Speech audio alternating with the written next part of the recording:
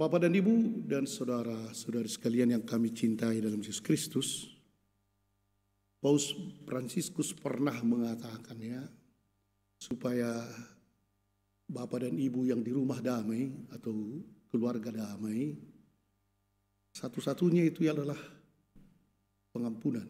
Dia katakan kan, tak ada seorang istri yang sempurna. Dia pasti banyak kelemahan dan dia pula lahir dari keluarga yang juga mempunyai banyak kelemahan. Begitu juga suami. Sangat banyak kelemahan dan dia juga keturunan dari orang tua atau keluarga yang banyak kelemahan. Belum lagi kalau kita berbicara tentang mertua dan yang lain-lain. Jadi hanya satu yang bisa membuat kita tetap rukun dalam keluarga ialah mengampuni, tak pernah berhenti mengampuni. Jadi datanglah tiba-tiba seorang ibu ke pastoran. Ibu ini yang suaminya baru kurang lebih belum 1 tahun menikah. Langsung lari datang ke pastoran. Pastor, saya bertengkar dengan suami saya. Saya tak mau dihina, katakan. Saya tidak mau mengampuni itu. Datang pastor itu. Adanya masanya memang. Sudah berapa bulan kalian? Hampir 10 bulan ya. Adanya masanya, ada pertengkaran, gak apa-apa. Selama ini bagus-bagus. Adalah masa pertengkaran. Asal ada mengampuni ya tidak. Ampuni. Tapi pastor, bukan itu persoalan. Makin gugup dia. Dia udah kupukul, udah mati. Wah, sudah mati suamimu. Itulah. Mampuslah kalau gitu. Tak ada lagi ampun katanya. Ini para bapak dan ibu satu cerita, kadang-kadang emosi atau apapun itu bisa menghilangkan nyawa dan lain-lain. Sebenarnya tentang pengampunan, saya kira maaf dan pengampun, memaafkan, semua kebudayaan dan agama mempunyai hal itu ya. Saling memaafkanlah, agama apapun itu, kebudayaan manapun, kebudayaan Batak pun ada itu ya. Kalau ada dosanya nanti bisa margodang supaya baru atau dikasih sesuatu akhirnya damai. Tetapi di dalam kekristenan itu yang tak ada di dunia ini seperti itu ya. Harus selalu mengampuni. Apapun kesalahan orang, wah kayak bodoh-bodoh lah kita ya. Harus, tadi dalam istilah ketika Petrus bertanya, 7 kali kah? 7 kali sudah hebat juga ya.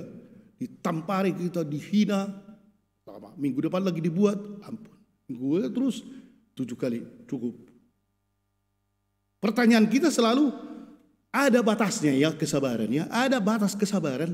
Jangan kau hina-hina aku. Memang aku mau mengampuni, tapi ada batasnya kesabaran. Nah, kesabarannya kita tanyakan, ada batasnya. Kalau kita ikuti tadi apa yang terjadi dalam Injil, sebenarnya luar biasa utang dari hamba yang satu ini kan. Kalau dihitung-hitung itu 10.000 talenta, katanya kalau dia gaji waktu itu 1 hari bukan 6 talenta.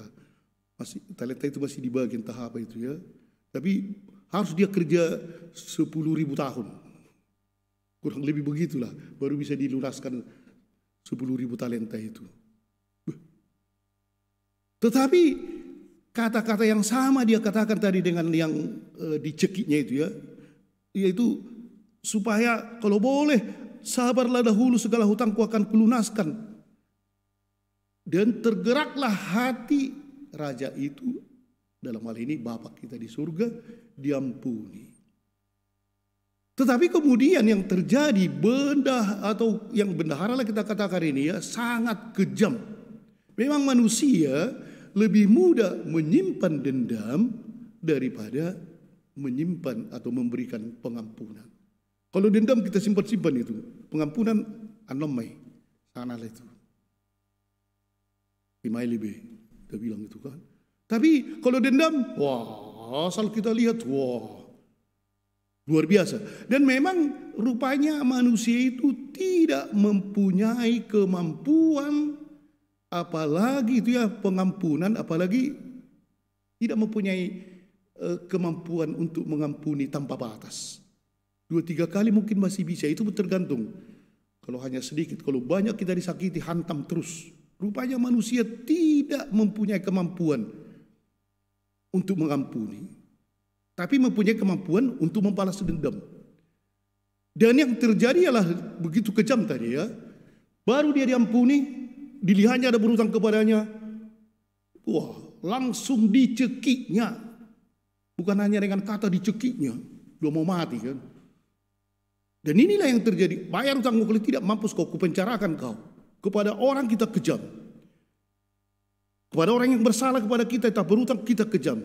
Tapi disinilah mau ditunjukkan oleh Tuhan bahwa sebenarnya ukuran yang kita pakai kepada orang itu yang dipakai oleh Tuhan kepada kita.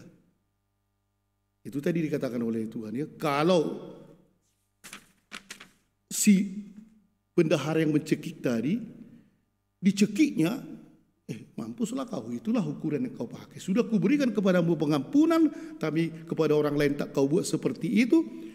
Bapakku yang di surga akan berbuat terhadapmu apabila kamu masing-masing tidak mengampuni saudaramu. Tadi kan marahlah Tuhan itu dan menyerahkan dia kepada algojo. Dan begitulah katanya, Bapa di surga akan membuat kita kepada orang tidak mengampuni. Jadi apa sebenarnya modal kita untuk mengampuni? Yaitu karena sebenarnya kita sudah sangat diampuni oleh Tuhan setiap hari, beribu-ribu atau bermiliar talenta. Sudah diampuni. Dari pengampunan Tuhan inilah seharusnya kita berikan kepada orang lain. Sehingga rasa dendam yang tadi barangkali ada di hati kita, kita harus musnahkan itu. Dan kita harus mampu ya, membuat kepada orang yang tidak menyukai kita, yang baik kita buat ya, tidak suka dia tapi aku nggak apa-apa lah, tetaplah kuberikan senyum dan lain-lain, itu mudah. Tetapi mengampuni orang yang menyakiti kita rupanya itu sulit sekali, entah dalam satu komunitas pun, dalam keluarga, dalam masyarakat. Dan masih kita ingat saya rasa ketika Yesus disalib. Dan ketika dia wafat, sebenarnya dia disalibkan karena mengampuni dosa kita ya. Dan dia mengatakan, sudah selesai. Artinya, lunas kubayar utang kalian, hai manusia. Lunas. Matilah Yesus itu. Sudah lunas, sudah selesai. Artinya semua dosa-dosa kita yang bertriliun itu sudah lunas dibayar. Tapi buatlah itu kepada orang lain. Dan hanya kasih yang bisa memberi ampun. Amin.